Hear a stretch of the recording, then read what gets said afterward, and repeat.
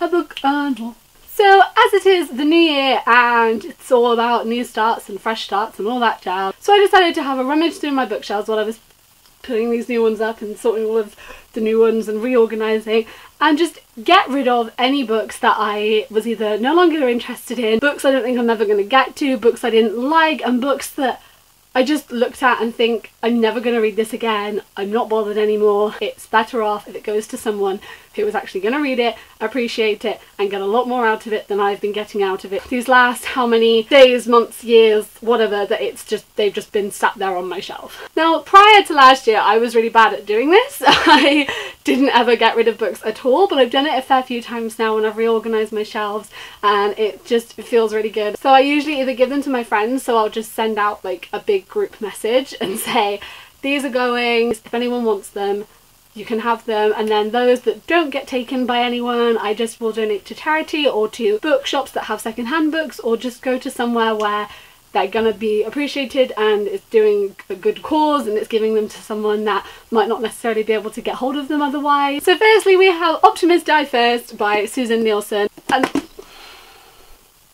and the reason that I'm getting rid of this book was because I didn't like it. I'm not going to sugarcoat it. This book is about a girl with anxiety, and the actual anxiety representation was fantastic. I really related. I thought it was done really, really, really well. And then she ends up meeting someone and it's almost as if she's then completely fine. I've said this before and I was really kind of misunderstood, I think, that it's not that I don't think that relationships can't help, because I think if you have someone there which is incredibly supportive and lovely and amazing, then of course it can help, but it won't cure you. It's rooted a lot deeper than that, and you definitely do need other support. You can't just kind of get into a relationship and then be absolutely fine. And I don't think that's the thing we should be teaching people, that, you know, you can fall in love and there you go. If you're kind of ignoring the other aspects and the other things that are causing this, that's not just going to go away because you're in a relationship. But it was like this fantastic representation that a lot of people would be able to relate to, and then, but it's fine because she can do it now. She's in a relationship. Do you know what I mean? This is definitely a book I won't be reading again. It's definitely a book I wouldn't be recommending for any kind of videos I was planning on doing. So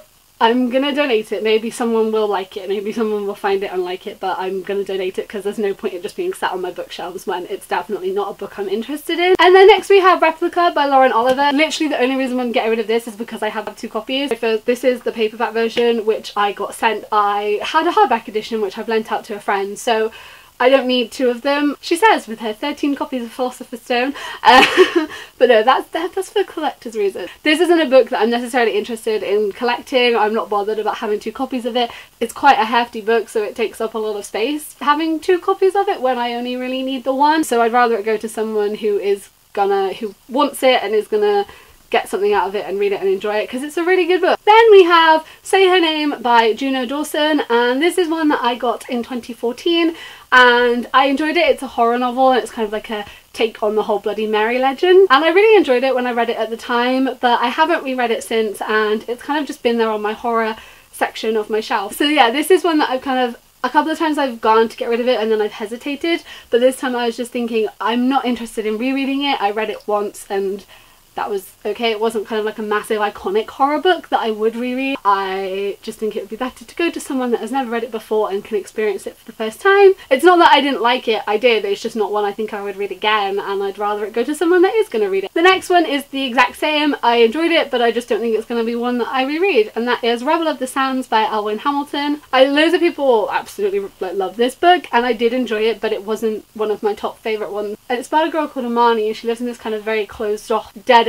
town called Dustwall, and then this foreigner shows up and this is her opportunity to leave. It was good. I thought it was written really well. I liked Elwyn Hamilton's style of writing. I just don't think it's one that I'm gonna reread or like reread anytime soon, and like, you know, it's just taking up space, so I'd rather it go to someone else. This next one I've had a debate about many a time. Ultimately I'm gonna get rid of it, and that book is The Casual Vacancy by J.K. Rowling. You're probably there like, wait, you're getting rid of a J.K. Rowling book? Yeah, you know, I was thinking she wrote it, and like she wrote my favourite thing that exists, you know, and like I should have this because it's hers. I should have it on my shelf. And then I was thinking to myself when I was doing my thing of this year, this is the worst book I read in 2016. I did not like this book at all. The ending of this book, I felt, was to just make a point,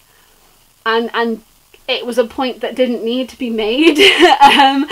And it was just kind of like, everything's miserable and we're gonna make everything miserable, and real life is miserable. And I get that real life is very miserable sometimes, but it felt like she was kind of doing everything to make people aware of that. There was just things in this book which I just didn't agree with, I didn't like, that I just wished hadn't happened, and it's not one I will ever reread. It's not one that I will ever recommend to anyone. Me and this book, we don't get on. Every other thing that she has written, including the Cormoran Strike ones, I love to pieces. The Cormoran Strike books are brilliant. The Harry Potter, me and Harry Potter.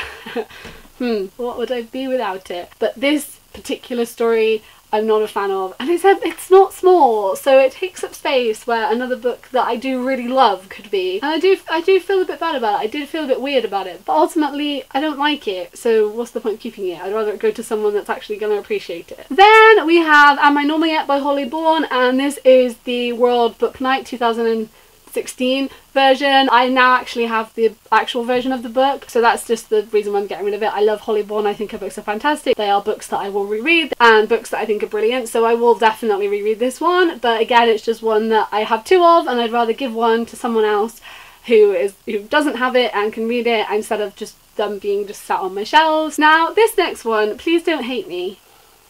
Cool. Game of Thrones by George R.R. Martin, and the reason why I'm getting rid of this one is because I have tried for 4 years now, it's 2018, 4 years to try and get into this book. I have started it countless amount of times.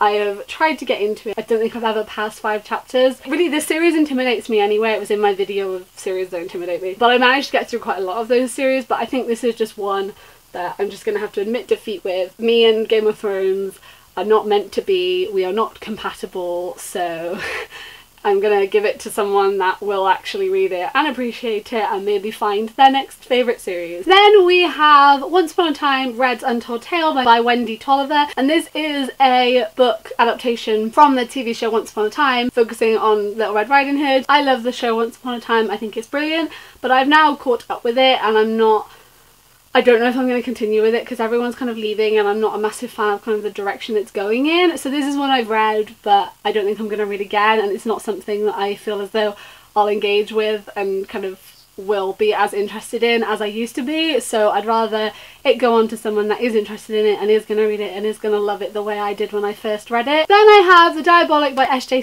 Kincaid. This is one that I was sent in a unboxing, and it's about Nemesis, who is a Diabolic, and her main kind of goal in life is to protect the Galactic Senator's daughter, Sidonia. She's supposed to kind of do whatever she can to make sure that she is safe, and it's that story. I haven't read this one, but it's just something I don't think I'm going to get into, and something that I just don't think I'm ever going to get round to. Every time I think about reading it, it just doesn't appeal to me in the slightest anymore. It's just not something I think I'm going to get to, so I'd rather give it to someone that will read it, that is interested in it, that will enjoy it, and they can use it.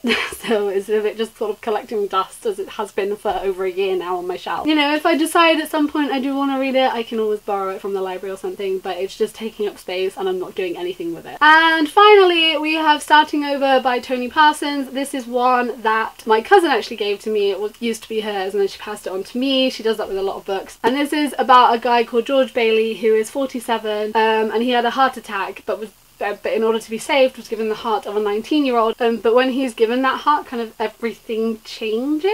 He's suddenly a friend to his teenage son and daughter. Everything's just a bit different now, and it's kind of exploring that, and then he realises being young is not everything that it's crept up to be, and he just wants to have his old heart back. It's sort of just that exploration. This is the book I've read that I enjoyed, but I don't think I'll read it again, and I'd rather just keep passing it on and pass it on to someone that will read it for the first time and enjoy it, and then maybe they can pass it on, or if they like it a lot they can keep it. I would just rather it's one that I just don't think I see myself reading again, so I might as well give it to someone that will. So yes, that is my book Unhaul. I just think I'd rather pass these books on to people that will read them and enjoy them rather than them sitting there collecting dust on my shelves. I hope that you guys liked this video. If you'd like to see more unhauls, because it is something I'm trying to do, every time I clean my bookshelves, every time I rearrange them, kind of look at the books, decide what, you know, make sure that I do have that and I do kind of keep that cleansed to kind of make room and it just makes sense, doesn't it? If you don't like something, don't keep it, you know? So thank you guys for watching. As usual, everything is all in the description, and everything is, it's all down there. I hope you guys are doing really good, and I will see you next time. Goodbye.